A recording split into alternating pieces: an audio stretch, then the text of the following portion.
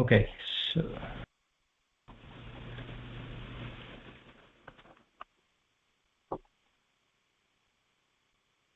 okay, now let's get started with the current lesson, and same pattern as yesterday. I'm going to say 1 to 2 words. Please repeat after me. Esha me sarvadharmanam dharmodhikatamo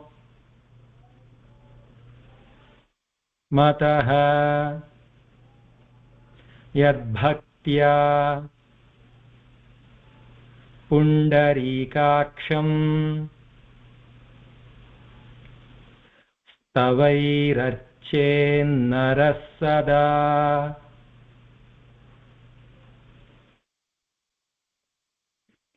One more thing before we do the repetition.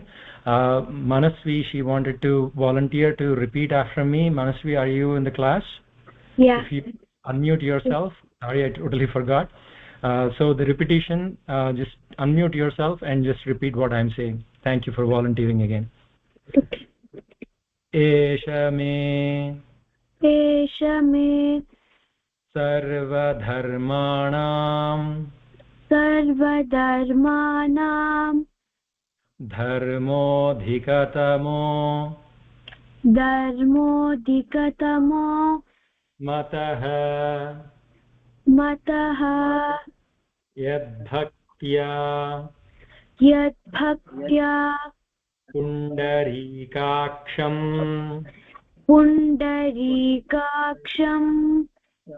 tavairarchennaras sada. Excellent. Now let's do one sentence at a time. Please repeat after me. Esha me sarvadharmanam dharmodhikatamo matah. Esha me sarvadharmanam dharmodhikatamo matah yadbhaktya pundarikaksham tavairarchennaras sada. yadbhaktya pundarikaksham tavairarchennaras sada. Excellent. So let's move to the next sloka. Except for Manasvi, if anybody else is on mute, please go into mute, because the whole thing, like I said, it's Runvan Tapaha. What we hear is what we practice. It is very important that the sounds get through very clearly. So just take a look at your screen once. If you are not on mute, please go to mute, except for Manasvi. Manasvi, did I get your name right? Your name is Manasvi, right? Yeah. Okay, awesome. Okay, next sloka. Paramam yo mahat tejah paramam yo mahat tapah paramam yo mahabrahma paramam yah parayanam.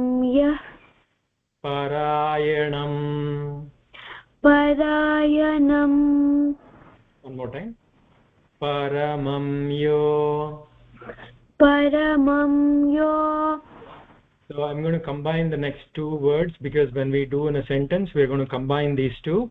So in the previous version, we said mahat tejah paramam separately, right? So when we combine, what happens is mahat tejah paramam.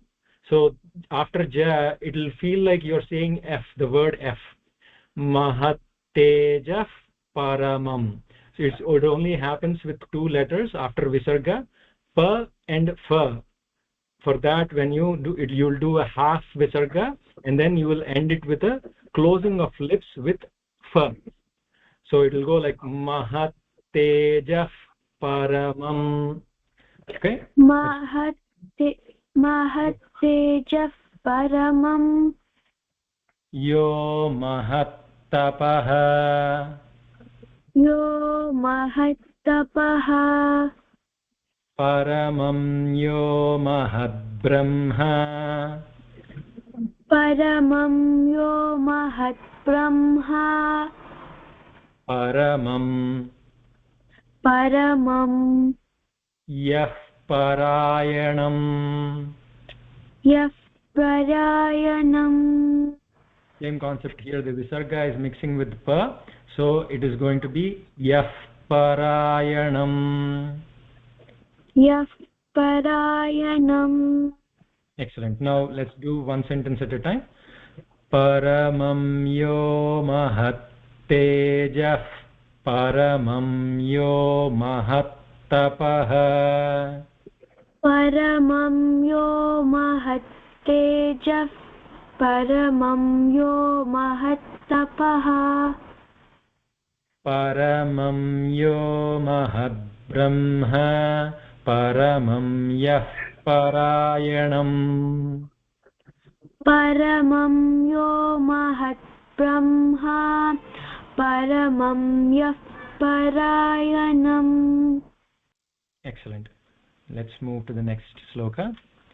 Pavitranam पवित्राणां pavitram yo पवित्रं यो mangalanam cha मङ्गलानां च mangalam मङ्गलं daivatam दैवतं devatanam cha देवतानां च bhutanam.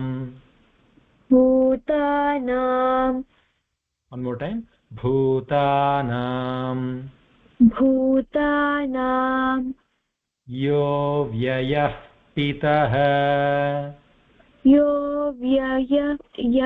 व्ययः पितः one more time yo vyayah pitah यो व्ययः पितः. oh excuse me, actually there is no visarga there. Yo vyayah pita yo vyayah pita यो व्ययः पिता. one more time, 1 to 2 words. Pavitranam पवित्राणां pavitram yo पवित्रं यो mangalanam cha मङ्गलानां च mangalam मङ्गलं daivatam दैवतं devatanam cha देवतानां च bhutanam. भूतानां One more time. Bhutanam भूतानां yo vyayah pita यो व्ययः पिता. Excellent. Now let's do the full sentence. Pavitranam pavitram yo mangalanam cha mangalam. पवित्राणां पवित्रां यो मङ्गलानां च मङ्गलम्. One more time. Pavitranam pavitram yo mangalanam cha mangalam. पवित्राणां पवित्रं यो मङ्गलानां च मङ्गलम्. Excellent. दैवतं देवतानां च भूतानां यो व्ययः पिता दैवतं देवतानां च भूतानां यो व्ययः पिता. Excellent. So this stotra, Bhishma is replying to Yudhishthira's questions of who is the Lord that has to be prayed to, what is the greatest dharma that one has to follow. So I'm particularly stopping at this one sloka because this is the epitome. He used all superlatives of how great this Vishnu Sahasranamam is. Pavitranam pavitram yo. So whatever is purest, out of all those pure things, this is the most purest. Vishnu is the purest of all the pure things. Mangalanam cha mangalam. If there is anything auspicious, line up all those auspicious things and Vishnu is more auspicious than all of them together. And Daivatam Devatanam cha. Even the gods, all the beings, for everybody, he is the Lord, he is the Father. So that is, he used all superlatives in this, giving us the one example. Every sloka is a gem by itself. So I just stopped at this one. So he's explaining how significant this sloka is and how impactful the worship of Lord Vishnu is. So that's why the quick pause for this particular sloka. So again, Manasvi, you're doing great. Next sloka. Yatas सर्वाणि यतः सर्वाणि भूतानि भूतानि भवन्त्यादियुगागमे भवन्त्यादियुगागमे यस्मिंश्च प्रलयं यान्ति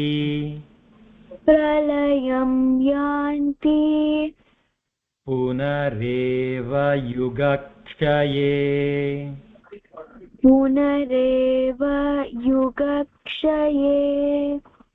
One more time. यतः सर्वाणि भूतानि भवन्त्यादियुगागमे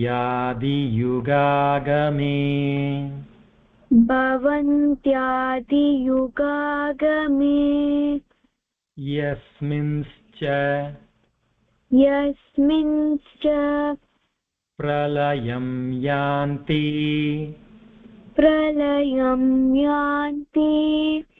पुनरेव युगक्षये.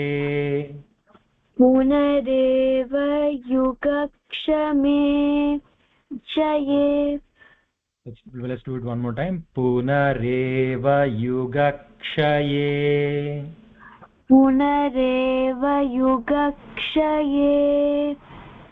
Full sentence now. Yatas sarvani bhutani bhavantyadi yugagame. यतः सर्वाणि भूतानि भवन्त्यादियुगागमे यस्मिंश्च प्रलयं यान्ति पुनरेव युगक्षये. यस्मिंश्च प्रलयं यान्ति पुनरेव युगक्षये. Excellent. Let's move to the next one. Tasya lokapradhanasya.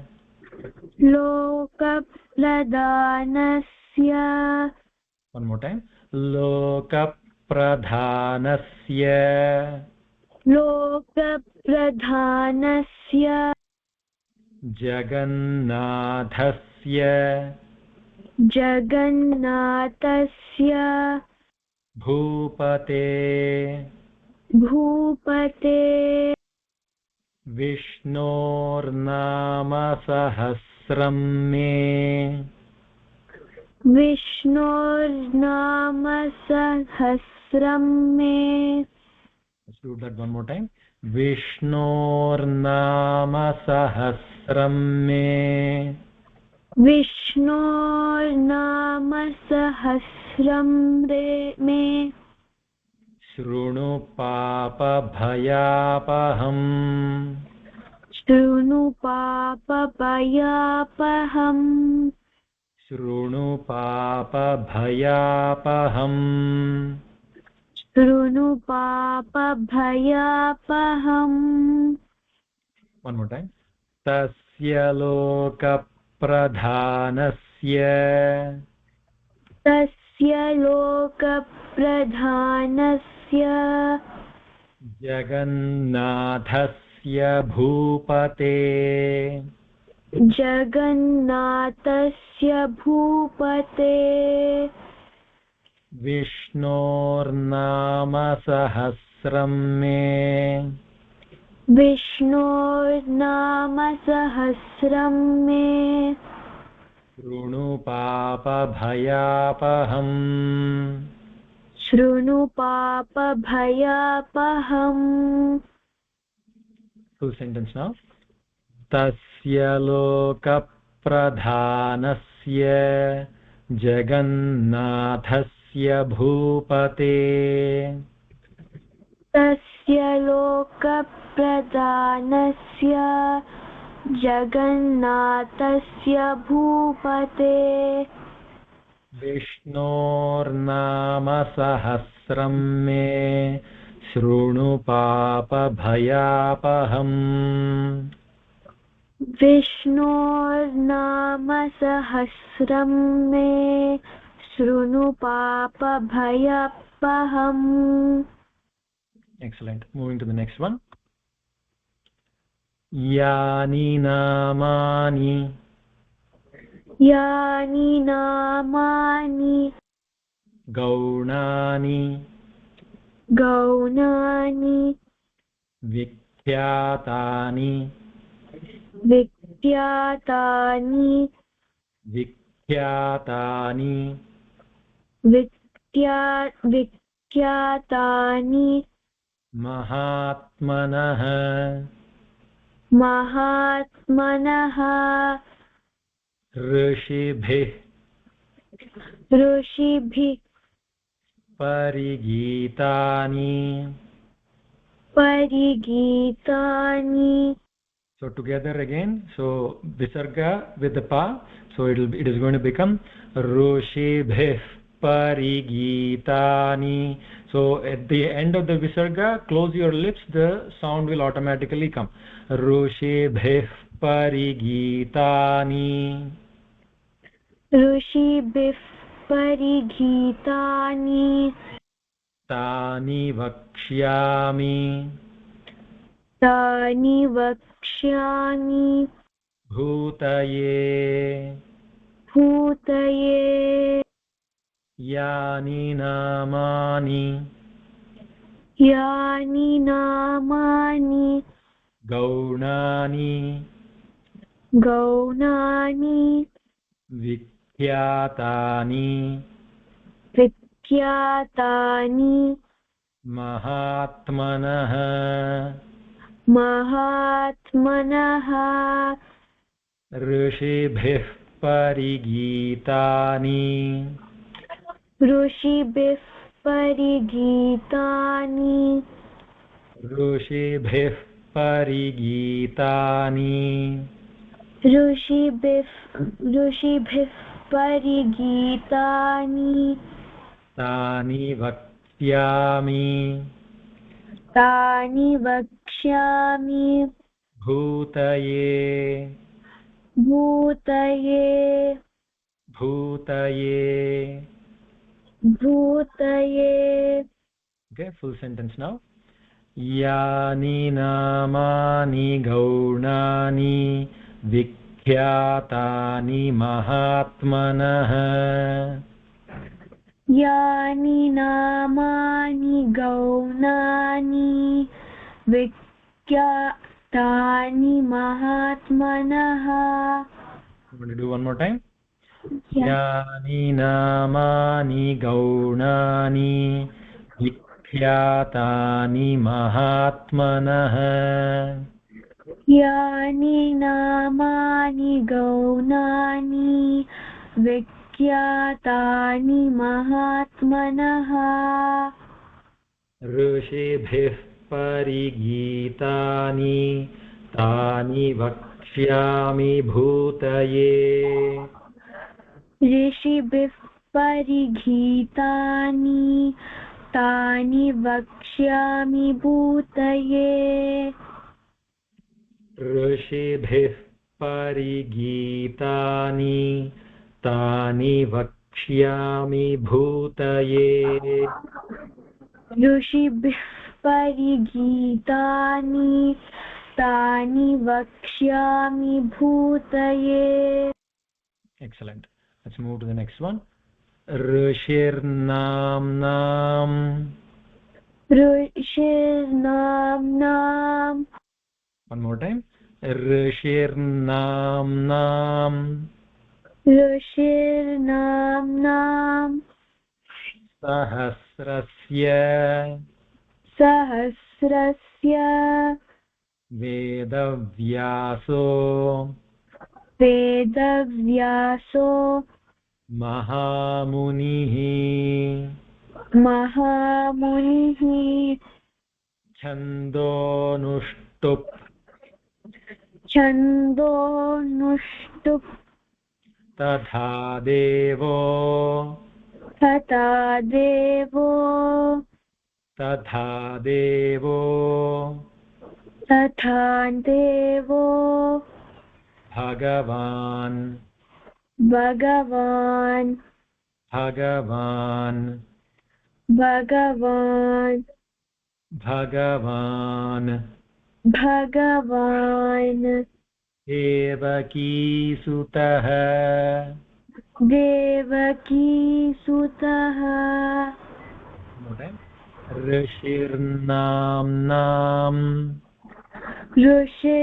ऋषिर्नाम्नाम् सहस्रस्य सहस्रस्य वेदव्यासो वेदव्यासो महामुनिः महामुनिः छन्दोनुष्टुप् छन्दोनुष्टुप् तथा देवो तथा देवो भगवान् भगवान् भगवान् भगवान् देवकीसुतः देवकीसुतः full sentence now ऋषिर्नाम्नां सहस्रस्य वेदव्यासो महामुनिः ऋषिर्नाम्नां सहस्रस्य वेदव्यासो महामुनिः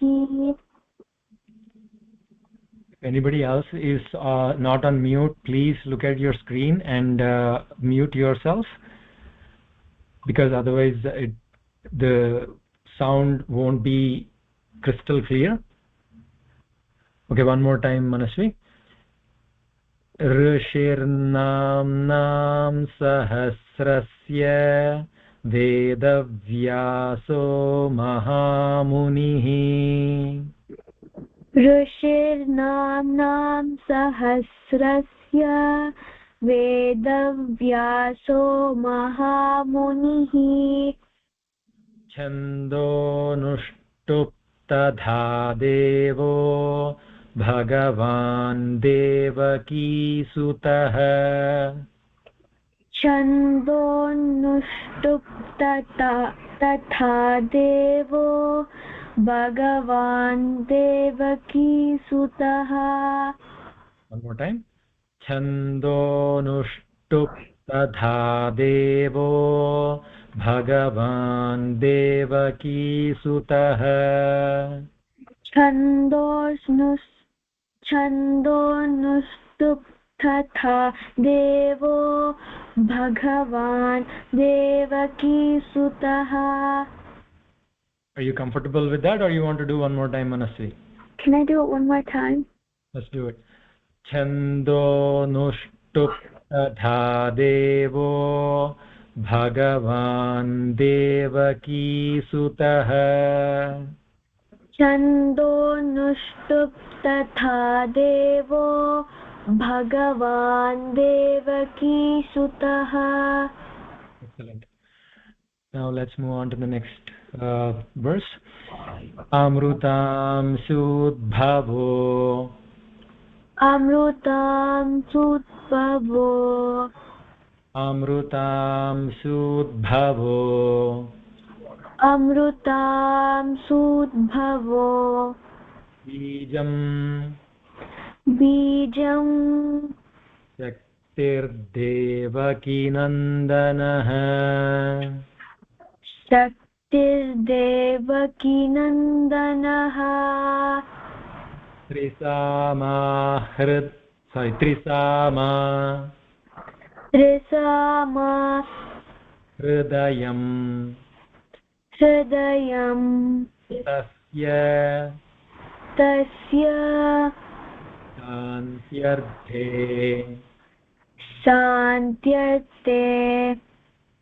शान्त्यर्थे viniyujyate. One more time. Amrutam sudbhavo bijam. Amrutam sudbhavo nibijam. Amrutam sudbhavo bijam. Amrutam sudbhavo bijam. Shaktirdevaki nandanah. Shaktirdevaki nandanah. Trisama hridayam tasya. Trisama hridayam tasya. Shantyarthe viniyujyate.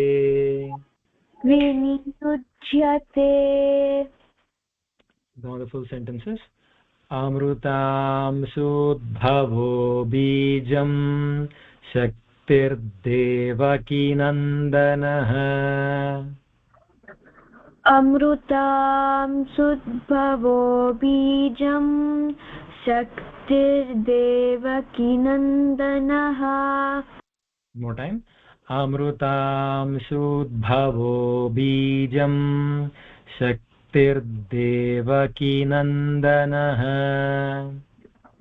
Amrutam sudbhavo bijam shaktirdevaki nandanah. Trisama hridayam tasya शान्त्यर्थे विनियुज्यते. Trisama hridayam tasya shantyarte viniyujyate. No problem, we'll do it again. Okay, let's do the shantyarthe viniyujyate separately. Okay, shantyarthe viniyujyate. Shantyarte viniyujyate. Excellent. Now let's do the whole full sentence. Trisama hridayam tasya shantyarthe viniyujyate. Trisama hridayam tasya shantyarte viniyujyate. Excellent. Vishnum Jishnum Jishnum Mahavishnum Prabhavishnum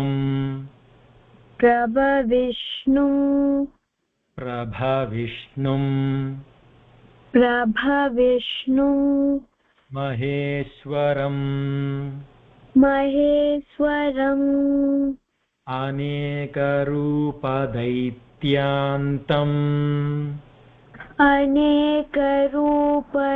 अनेकरूपदैत्यान्तम् अनेकरूपदैत्यान्तम्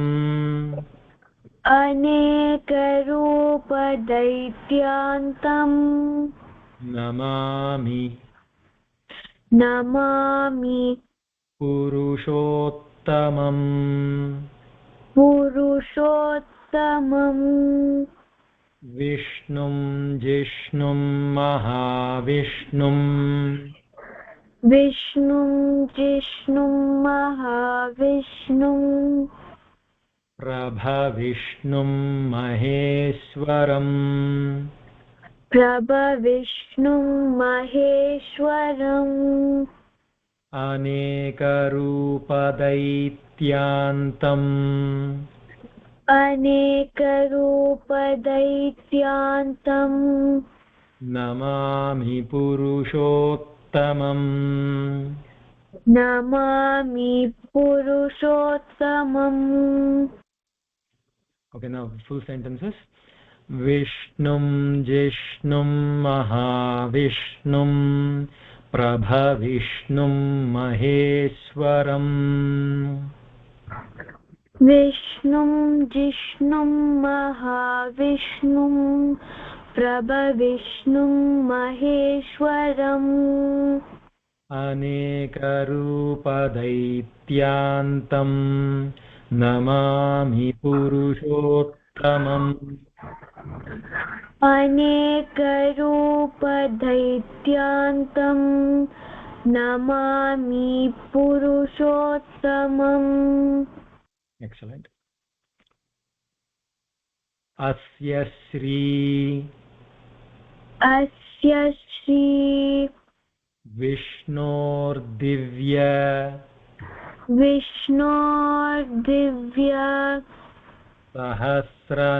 सहस्रनामस्तोत्र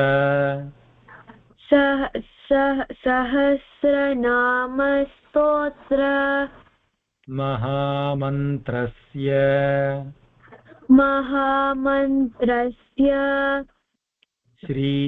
श्रीवेदव्यासो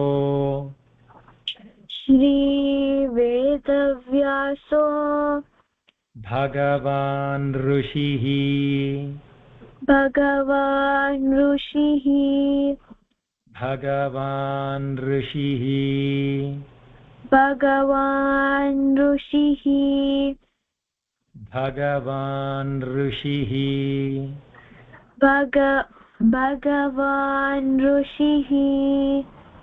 अनुष्टुप् छन्दः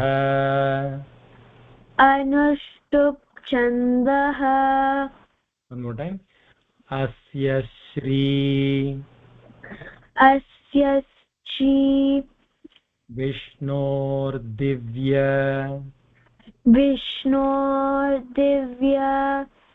सहस्रनामस्तोत्र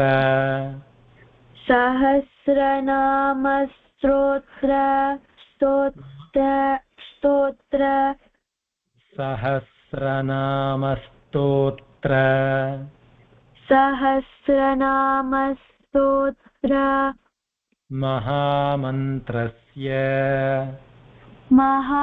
महामन्त्रस्य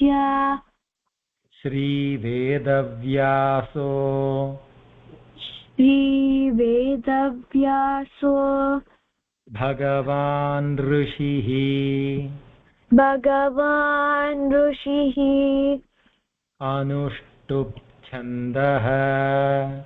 अनुष्टुप् छन्दः Okay, full sentences now.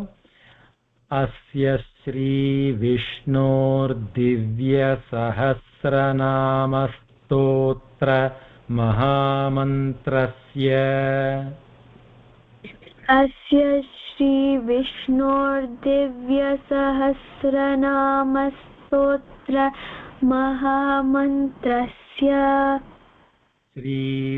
श्रीवेदव्यासो भगवान् ऋषिः श्रीवेदव्यासो भगवान् ऋषिः अनुष्टुप् छन्दः अनुष्टुप् छन्दः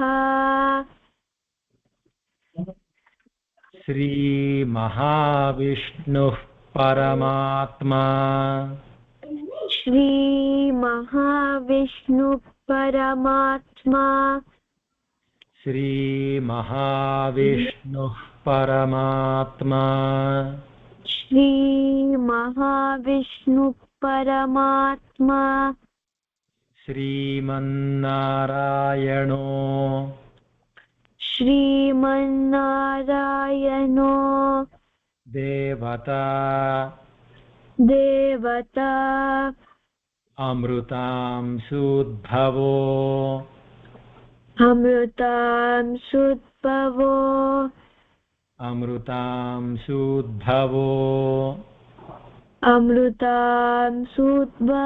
भवो भानुरिति बीजम् भानुरिति बीजम् देवकीनन्दनः सृष्टेति शक्तिः देवकीनन्दन सृष्टेति शक्तिः. So if we want to separate, right, so what we do is Devakinandanah Srashteti Shaktihi. If we are mixing the Visarga with Sa, Sha or Sha, then it becomes a double of the same. Sa plus Sa or Sha plus Sha or Sha plus Sha. So when I mix these two, right, Devakinandanah Srashteti Shaktihi. So the visarga goes away and double s or the double sa will come. Or if you want to separate, if you want to do that separately, if you want to practice it separately until you get the practice of the double letters, then it goes Devaki Nandanah Srashteti Shaktihi. Okay, let's try to do it together. Devkinandan सृष्टेति शक्तिः. Excellent. Let's try it one more time. You're very close. Devkinandan सृष्टेति शक्तिः. Excellent. So we did one word, right? Let's do it again. Sri Mahavishnu Paramatma. Shri Mahavishnu परमात्मा. श्रीमन्नारायणो देवता. श्रीमन्नारायणो देवता. अमृतांशुद्भवो. अमृतांशुद्भवो. भानुरिति बीजम्. भानुरिति बीजम्. देवकीनन्दनः सृष्टेति शक्तिः. देवकीनन्दन सृष्टेति शक्तिः. देवकीनन्दनः सृष्टेति शक्तिः. Give a little bit of stress, that's enough. You're implying the double S. So don't stress too much. You can give a little bit of stress, that will imply the meaning. Devaki Nandana Srashteti Shaktihi. Devaki Nandana Srashteti Shaktihi. No problem. So mark this as one for practice. You're very close. As you do it 2-3 times, you'll get comfortable. The new concept of double S is it's stressing out a little bit, but no problem there. Okay. Okay. So we have one more. Udbhavah. Udbhavah. Shobhano. Shobhano. Shobhano. Shobhano. Deva iti.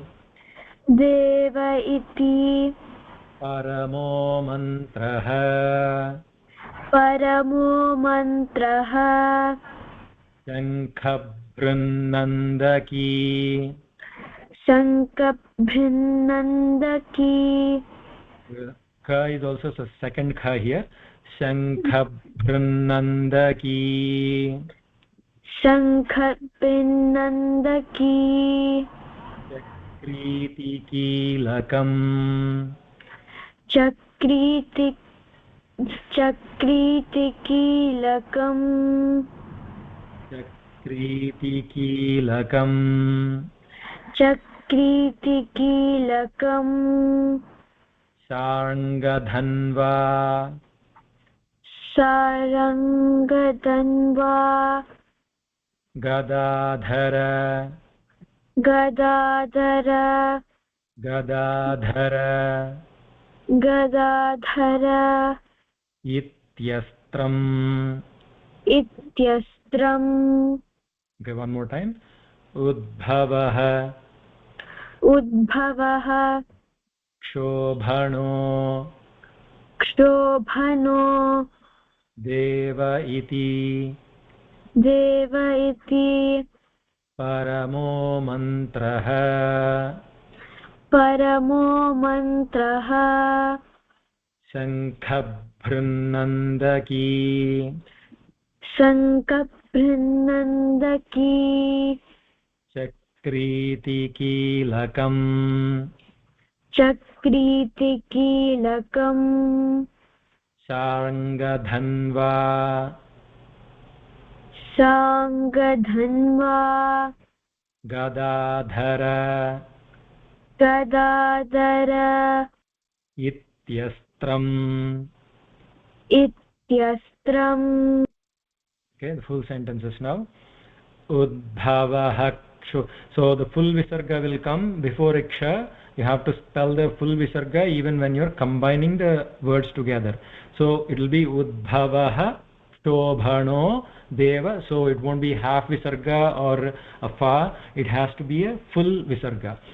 Udbhavah Shobhano Deva iti paramo mantraha. Udbhavah Kshobhano Deva iti paramo mantraha. Shankhabhrannandaki chakritikilakam. Shankhabhrannandaki chakritikilakam. Sarangadhanva gadadhara ityastram. Sarangadhanva gadadhara ityastram. One more time. Sarangadhanva, land there, and then gadadhara ityastram. Sarangadhanva gadadhara ityastram. One more time, land after gadadhara also, and then try again. Sarangadhanva gadadhara ityastam tram. One more time.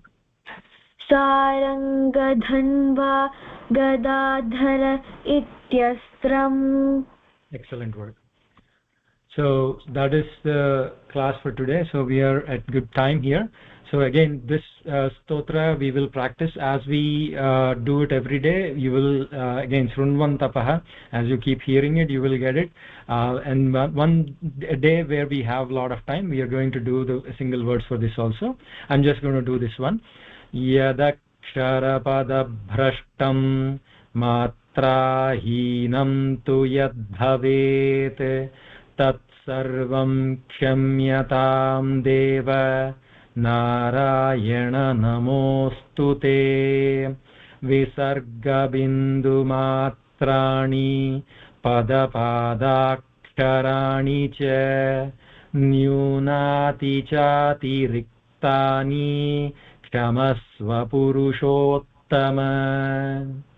Now let's quickly do the slokas together. I'm going to go really slow, and then just try to follow as much as you can.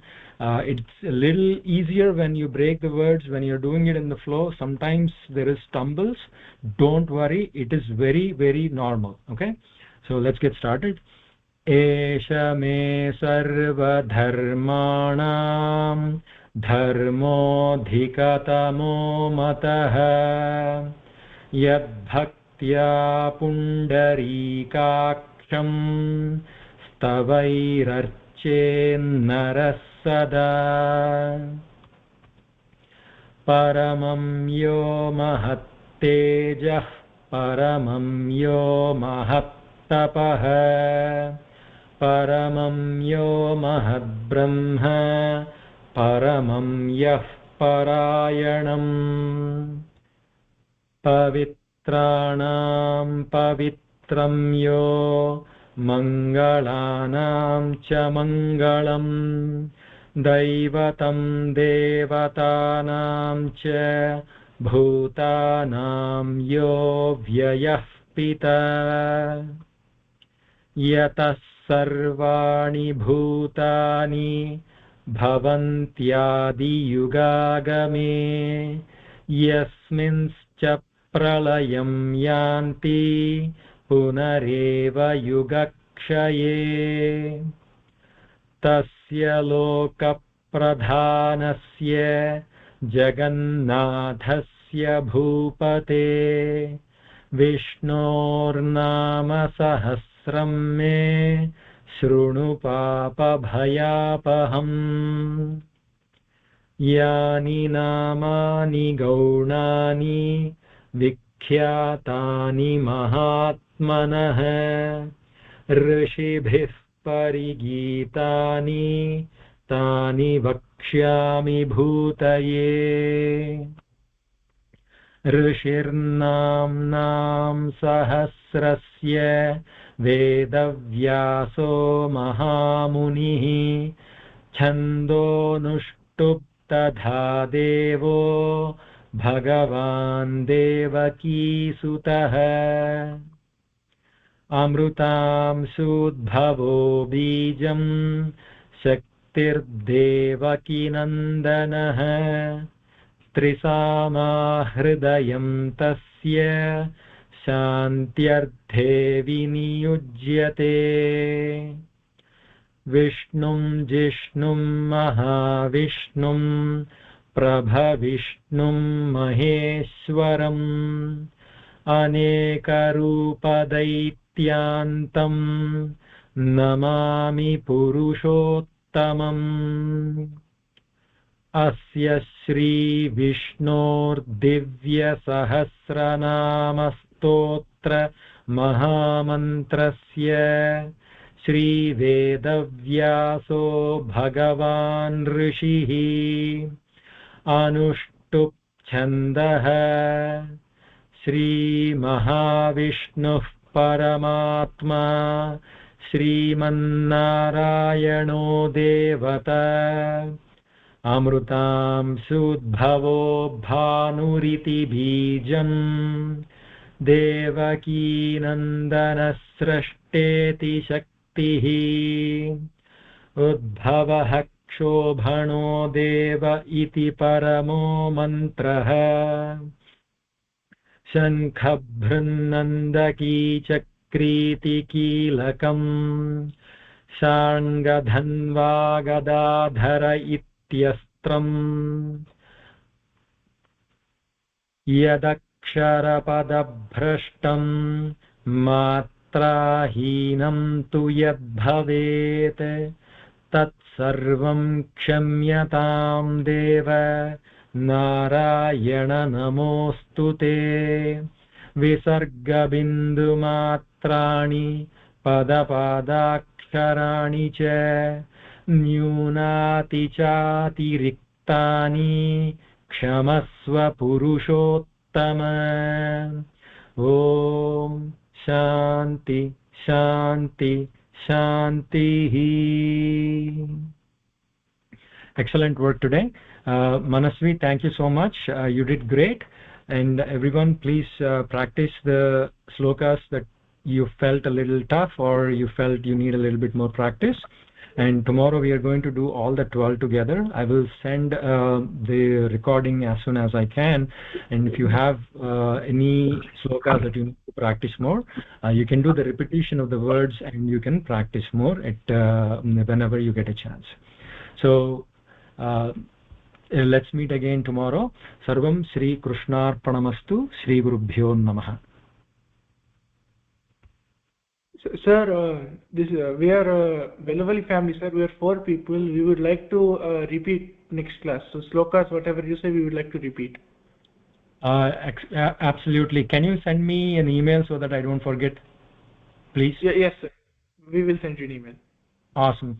If there is anybody to volunteer to chant the first 12 slokas, please send me an email too, and then you can chant the 12 slokas, and then we can take it from there. Sarvam Shri Krishnarpanamastu. Shri Gurubhyo Namah. Hari Om. Shri Gurubhyo Namah. Hari Om.